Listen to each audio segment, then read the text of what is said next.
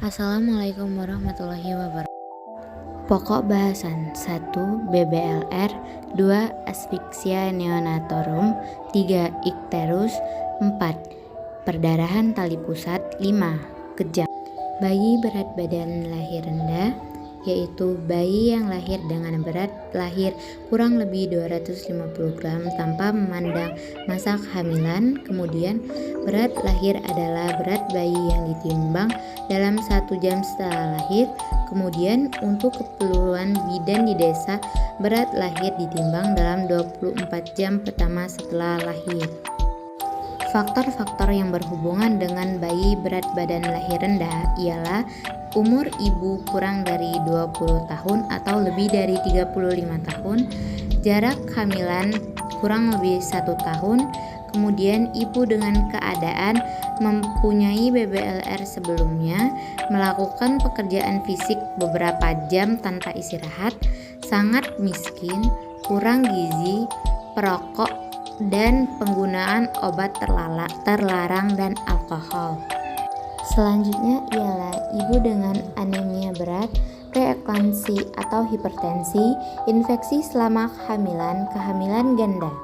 Kemudian bayi dengan cacat bawaan dan infeksi selama dalam kandungan. Klasifikasi bayi berat badan lahir rendah terdiri dari BBLR kurang bulan, BBLR cukup bulan, BBLR lebih bulan.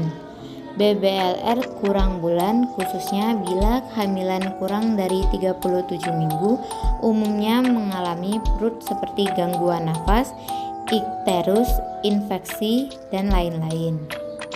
Selanjutnya, bayi berat badan lahir rendah cukup bulan atau lebih bulan, umumnya memiliki organ tubuh matur sehingga perawatan kurang bermasalah. Hanya membutuhkan kehangatan, nutrisi, dan pencegahan infeksi. Ketiga, kebutuhan tersebut di atas dapat dipenuhi dengan perawatan teknologi tepat guna di rumah oleh orang tua. 2 adalah asfiksia neonatum.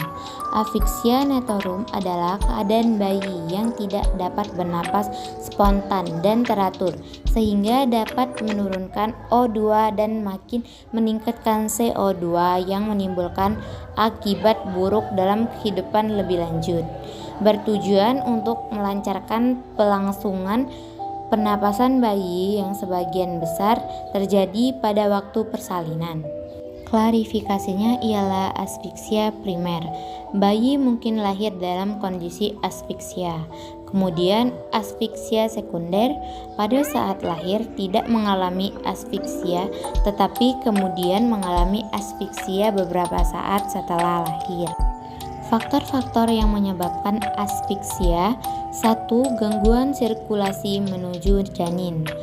Gangguan aliran pada tali pusat dapat dibagi menjadi lilitan tali pusat, simpul tali pusat, tekanan pada tali pusat, ketuban telah pecah, kehamilan lewat waktu. Selanjutnya ialah pengaruh obat karena narkoba pada saat persalinan. Kemudian yang kedua adalah faktor ibu, gangguan HIS atau tetania uteri, dan hipertensi. Kemudian turunnya tekanan darah dapat mendadak perdarahan pada plasenta dan solusio plasenta. Yang ketiga adalah vakosonsi arterial, hipertensi pada hamil dan sistosis preeklamsi, kelamsia. Kemudian gangguan pertukaran nutrisi O2 atau solusio plasenta. Kemudian penyulit dan komplikasi pada neonatus, bayi dan balita. Yang ketiga ialah ikterus. Ikterus neonatum ialah keadaan ikterus yang terjadi pada bayi baru lahir. Ikterus disebut juga hiperbilirubinemia.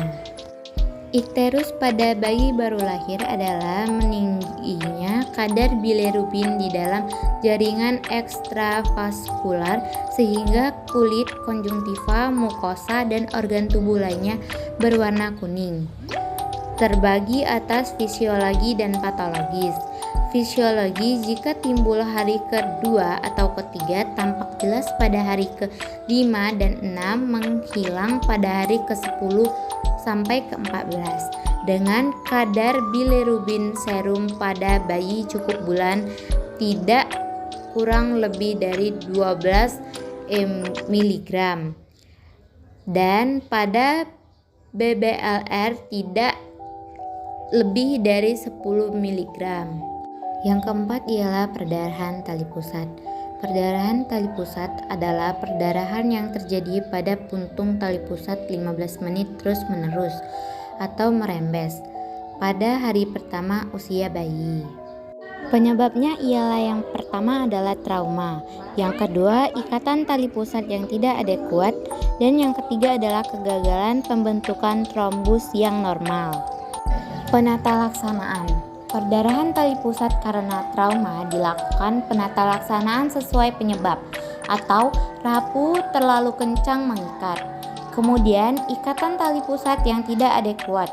Penata laksanaannya yaitu dengan cara ulangi penjepitan atau pengikatan tali pusat atau mengikat kembali.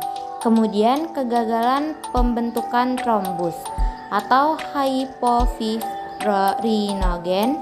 Penata laksanaannya dengan cara dirujuk ke fasilitas yang memadai. Penyulit dan komplikasi pada neonatus bayi dan balita adalah yang kelima, kejang. Kejang adalah perubahan secara tiba-tiba fungsi neonorik, baik motorik maupun autonomik karena kelebihan pancaran listrik pada otak. Prinsip dasarnya ialah kejang yang berkepanjangan mengakibatkan hipoksia otak yang cukup berbahaya bagi kelangsungan hidup bayi atau mengakibatkan gejala sisa di kemudian hari. Kemudian dapat diakibatkan oleh asfiksia neonatorum, hipoglikemia atau merupakan tanda meningitis atau masalah susunan saraf. Kemudian kejang adalah salah satu tanda bahaya atau danger pada neonatus. Dapat diantisipasi dengan melakukan tindakan promotif atau preventif secara klinik. Kejang pada bayi diklarifikasikan tonik, klonik, dan mioklonik. Diagnosis kejang ialah gerakan abnormal pada wajah, mata, mulut, lidah, dan ekstremitas. Kemudian ekstensi atau fleksi tonik ekstremitas, gerakan seperti mengayung sepeda, mata berkedip, berputar, atau juling. Kemudian tangisan melingking dengan nada tinggi, sukar berhenti, dan perubahan status kesadaran apnea, ikterus, ubun-ubun besar, menjolong, suhu tubuh tidak normal. Baiklah, itu saja presentasi yang dapat saya sampaikan. Terima kasih.